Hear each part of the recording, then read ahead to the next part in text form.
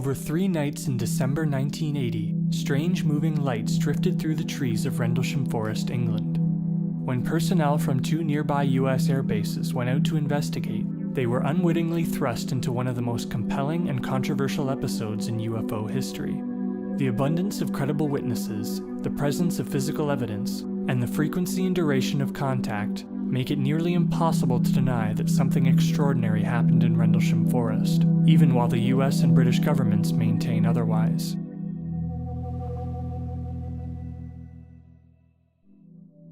In the early hours of December 26, 1980, Airman First Class John Burroughs was guarding the gate to Woodbridge Air Base, one of 2 twin American air bases in Suffolk, England. In the dark of the night, Burroughs saw a pair of flashing colored lights descend into Rendlesham Forest, a nearby pine plantation, and appear to move around between the trees. Burroughs alerted Staff Sergeant Jim Penniston, who, along with Airman First Class Edward Cabansag, came out to see the lights for himself. When Penniston received word that several local control towers had tracked an unknown object over Woodbridge Air Base, he took Burroughs and Cabansag into the woods to investigate. Approximately half a mile into the plantation, the patrol could see white, blue, red, and yellow lights moving through the trees. They were soon joined by Master Sergeant J.D. Chandler, who also witnessed the lights. After the men lost radio functionality, Chandler and Cabansag decided to stay behind to relay messages back to the base, while Burroughs and Penniston pressed on towards the source of the lights. What Burroughs and Penniston experienced next was like a transformation of reality itself. Walking became difficult, like wading through deep water, and they felt an electric charge in the air. When they reached an illuminated clearing, they were greeted with a bright flash of light that transformed into a metallic triangular craft. Burroughs was engulfed in a vertical beam of light that he believes may have somehow removed him from that time and space. The triangular craft measured about 3 meters in all directions, and either hovered over the ground or rested on unseen landing gear. It had a row of blue lights on the side and a white light on top.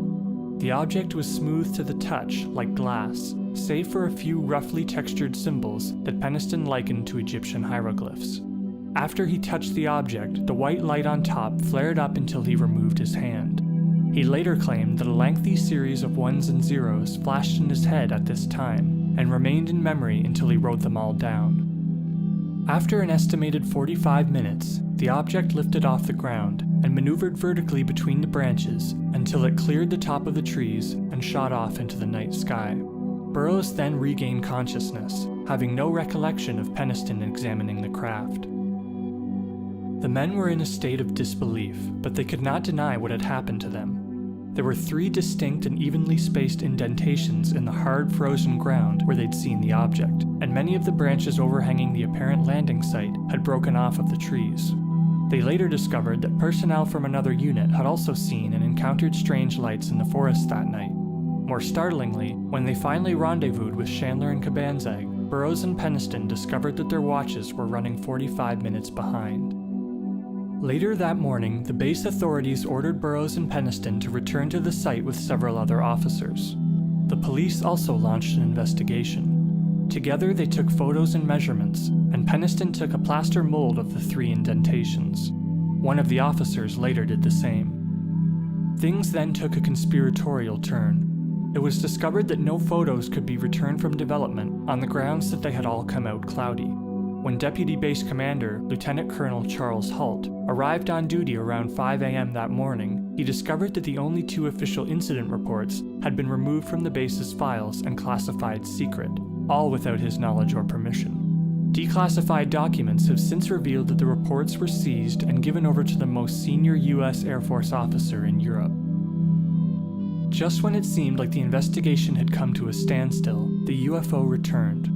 When Halt caught word of this on the night of the 27th, he immediately put together a search team to explore the forest. One of the men was armed with a Geiger counter, and Halt brought along a handheld tape recorder that he used to log his observations. Halt took his team to the alleged landing site and studied the indentations. His Geiger counter operator reported that all 3 indentations were irradiated, as was the center of the triangular pattern they created. Looking through a night vision scope, Halt could also see distinct energy reflections off the surrounding trees and ground. Around the same time, Burroughs returned to duty and rendezvoused with Halt and his team.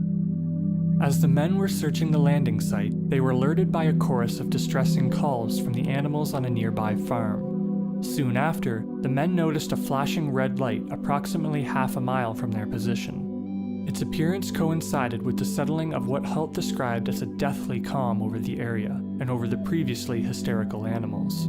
As the light drifted closer, it turned from red to yellow. At this point, the men could see that it was in the shape of a human eye, and that it had a dark, hollow-looking center that they likened to a pupil. It even appeared to wink from time to time, and looked as though it were dripping molten metal. Another light appeared nearby, and the eye-shaped object moved from side to side between the trees. It broke into 5 separate white objects that quickly vanished from sight. The men then left the forest and crossed 2 neighboring fields. They followed a flashing red light north until seeing 2 half-moon-shaped objects dancing around in the sky before turning into full circles. They remained in sight for a total of an hour or more. Another object appeared to the south and fired a pencil-thin beam of light to the ground before the men's feet. Burroughs was once again enveloped in an explosion of light, and another team member witnessed him disappear for several minutes before returning in place. Soon after Halt called his team back to base, the object appeared over Woodbridge in highly sensitive airspace and fired beams of light down into the base with absolute impunity. It vanished soon after. A few days after their sighting, 5 of the men involved, including Penniston, Burroughs, Cabansag, and Chandler, were debriefed and asked to sign sworn statements describing what they saw. Many claim they were given pre-prepared statements that omitted many of the most crucial details, and that they were asked to sign them under extreme duress. Halt later wrote that drugs like sodium pentothal, a truth serum, were used on the men, and that their memories were deliberately tampered with using hypnotic techniques. All 5 men were told that the incident was classified, and that they would refrain from discussing it at the base. In spite of these warnings, many of the witnesses, including Penniston, Burroughs, Cabansag, and Halt, have gone public with their stories. Most of them have even accused the US government of withholding information on the UFO phenomenon, and of trying to cover up the Rendlesham Forest incident. Beginning in 2011, Penniston and Burroughs began collaborating with Nick Pope, former head of the British Ministry of Defence's UFO project. Pope was able to produce a declassified US Air Force document detailing that some US Air Force wing commanders were briefed on the UFO phenomenon. When Burroughs and Penniston brought this document to their former wing commander, he admitted that he too had been briefed on the phenomenon, and that he had known about it at the time of the incident. Other details from the nights in question were also revealed in the following years. Penniston underwent regressive hypnosis in an attempt to recover forgotten memories from his encounter with the landed craft. He is convinced that he met several humanoid beings that night who told him that they were traveling back in time from humanity's future. More controversially, another alleged witness by the name of Larry Warren stepped forward with his own contribution to the Rendlesham Forest narrative, which included an encounter between the humanoid UFOnauts and some high-ranking military personnel. His story, however, is uncorroborated by any other witnesses, and even conflicts with elements of other accounts. Although frequently touted as the most compelling on record, the Rendlesham Forest incident is not without detractors. Nearly every detail of the case has been called into doubt. Popular UFO debunkers such as Chris French have attributed the witnesses' anomalous sightings variously to delusions, meteors, pranksters, and most famously, a nearby lighthouse. The indentations at the landing site have been explained as rabbit holes, and the radiation readings have been dismissed as insignificant. Several notable proponents of the case, however, continue to insist that such unremarkable stimuli could not possibly have given rise to the witnesses' rather extraordinary accounts. Accepting a few dubious claims, the core of the Rendlesham Forest case rests on unshakable evidence. The abundance of witnesses, the duration of their sightings, the appearance of the objects on radar, and the presence of tangible traces in the environment make it difficult to doubt the validity of the alleged sightings.